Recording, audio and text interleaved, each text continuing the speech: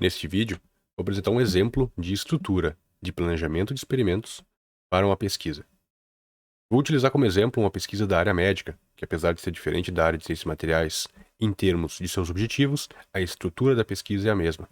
Na parte de medicina a gente tem alguns critérios extras que a gente pode adicionar, alguns agregadores de complexidade, mas em termos gerais o sistema é o mesmo.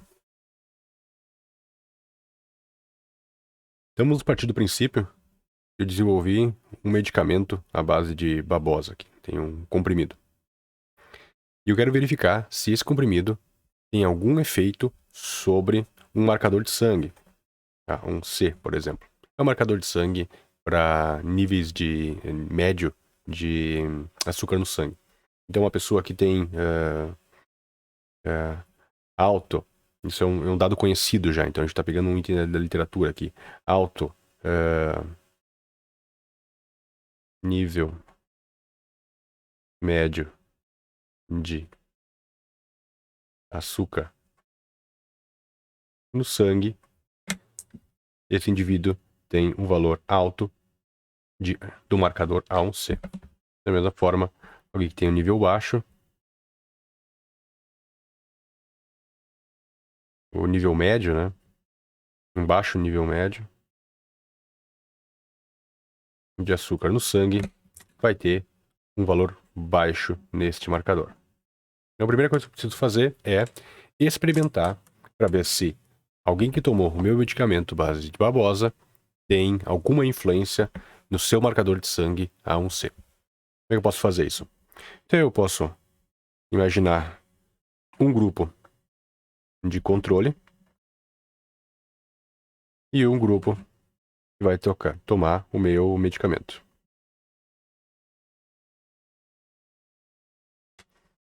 A partir disso, se eu tenho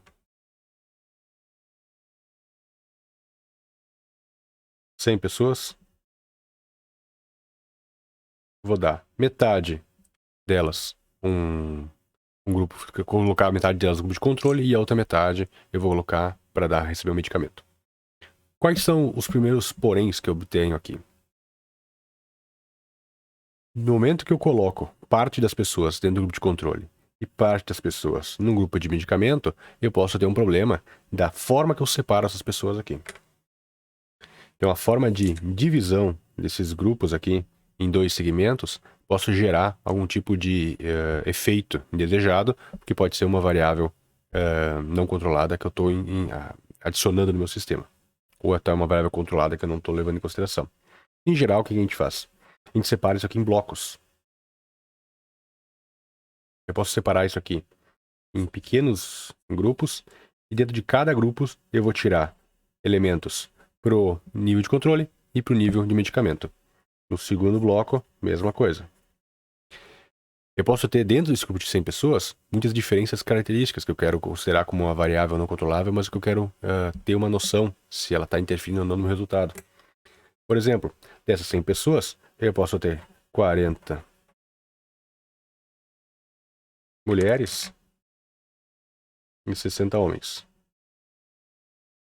Idealmente, eu deveria fazer uma divisão desses grupos aqui. Por isso que o sistema de blocos é importante. Poderia pegar desses grupos aqui, eu coloco 20 mulheres aqui, 20 aqui, e 30 homens aqui. Eu posso ainda fazer subdivisões por raça, por cor, por de disposição física, né? Qualquer outra característica que a literatura me indica que pode ser um fator que leva a ter um maior ou menor nível. Então, o que eu vou fazer? Eu vou medir o nível A1C dessa população e vou medir A1C após o tratamento. Então, eu tenho o pré e o pós. Quais são os problemas aqui? Se eu sei que eu sou um indivíduo no grupo de controle, eu posso pensar, eu não estou tomando medicamento, eu tenho que controlar minha alimentação, então, já que eu tenho problema de açúcar alto no sangue e não tomando a medicação. Então, se eu sei que eu sou do grupo de controle, eu posso estar tendo um cuidado especial comigo mesmo, com isso, melhorar o meu nível de açúcar médio no sangue, e quando eu ler o resultado do grupo 1C pós, eu vou identificar que esse grupo aqui teve uma redução significativa, não por causa do meu medicamento, mas porque eu tive uma um efeito dentro do meu grupo aqui. Que está diferente da minha variável explanatória. Então, esta aqui é a minha variável explanatória.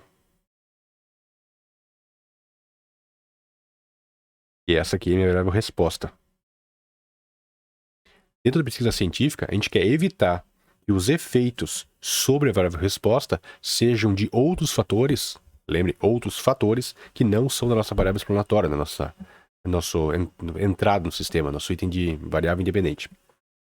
O que a gente faz, então? Muitas vezes a gente faz o que a gente chama de teste cego.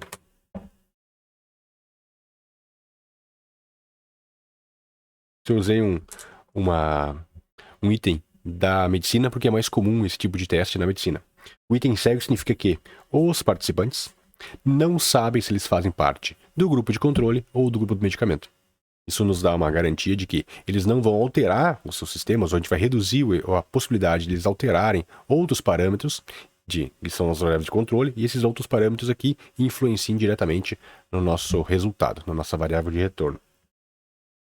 Além do teste cego, eu posso ter uma outra questão, e na área médica é muito comum, onde o profissional de saúde que vai aplicar o medicamento, o médico, a enfermeira, ela sabe que ela está dando um placebo para esse grupo aqui e está dando um medicamento verdadeiro para esse. E por linguagem corporal, por alguma fala deliberada, ou até por algum tipo de comportamento, o grupo de controle pode perceber que está recebendo um placebo. E por causa disso, acabar tendo um tipo de modificação do seu estado de vida normal. Da mesma forma, o grupo de medicamento pode achar que porque está recebendo medicamento, pode comer mais açúcar. Então eu posso estar interferindo diretamente no meu sistema por um efeito não do paciente em si, mas pela quem administra o teste. Então existe a possibilidade de duplo cego. Um sistema de duplo cego, nem o paciente, nem o médico sabe se ele está oferecendo um placebo ou a medicação. Isso nos garante que somente o pesquisador, que tem controle sobre as amostras, consegue identificar se o resultado que ele obteve está relacionado com a sua variável de resposta. Dentro da área de materiais, isso já é um pouco menos comum, apesar de que é importante, quando a gente fizer nossas análises, considerar que alguma modificação na forma de fazer o teste, da forma de interpretar resultados, pode vir da nossa capacidade de inferência, da nossa capacidade de vontade de executar um resultado adequado, de fazer uma pesquisa que contribui para a ciência. Então, algumas vezes é importante levar a cabo alguns efeitos do teste cego, ou seja, a gente trabalhar com as amostras sem ter total noção de que o ensaio que está executando, né, ele é feito de que forma. Dentro da nossa área também, duplo cego às vezes é considerado quando eu coloco os dados dentro de um sistema estatístico e eu não consigo identificar da onde que é a origem daquele dado para poder manipulá-lo, mesmo que seja não intencional, mas eu não quero manipular o dado. Eu quero que o meu sistema estatístico, eu consiga jogar isso num software e o software esteja preparado para eu só largar os dados dentro e ele fazer as avaliações. Então isso vai reduzir a minha possibilidade de manipulação e a capacidade do teste de ser um teste efetivo para ver a relação entre a variável exploratória e a variável de resposta. Então é um exemplo simples aqui. Apesar disso, ele tenta demonstrar a importância de uma compreensão de fatores que estão relacionados ao teste. Cada uma das suas áreas vai ter mais ou menos questões envolvidas ou menor controle sobre os fatores. Por exemplo, na área de materiais, uma das coisas mais importantes é ter um domínio sobre os fatores controláveis e os incontroláveis, porque em geral são os fatores que alteram nossa amostra sem a gente ter uma noção.